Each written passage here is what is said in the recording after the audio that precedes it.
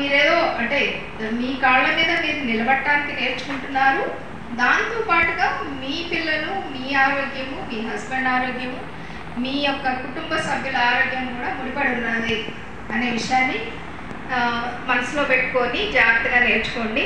ఈ ఫుడ్ హ్యాబిట్ని కొంచెం ముందుకు తీసుకెళ్ళండి. అంటే రోజు తినలేకపోయినా వారంలో 2-3 సార్లు ఉన్నా సరే ఈ రాగి సంగటి కానీ లేకపోతే ఇంకా వేరే ఇప్పుడు మనం ఏదైతే నేర్చుకుంటున్నామో ఇవన్నీ కూడా మీ రెగ్యులర్ ఫుడ్ హ్యాబిట్స్లోకి తీసుకునండి. ఒక పూట రైస్ అవాయిడ్ చేయడం వల్ల వచ్చే నష్టం ఏం లేదు. దాంతో మీరు ఇంకొక వెరైటీని ఈ సాంబార్ రైస్ తిన్నాం, నేను సాంబారు తిన్నాం కదా, ఆ సాంబారు ఒక వెరైటీగా పెట్టుకోండి. కొంచెం అట్లా మీ రెగ్యులర్ ఫుడ్ హ్యాబిట్స్లో చిన్న చేంజెస్ చేసుకోండి. ఒకేసారి మీరు మొత్తం మన కాదరవల్లి గారు చెప్పినట్టు దాని మీదే బేస్ అవ్వమని చెప్పట్లేదు. అంత తొందరగా అడాప్ట్ చేసుకోలేము, ప్లస్ తినలేము కూడా.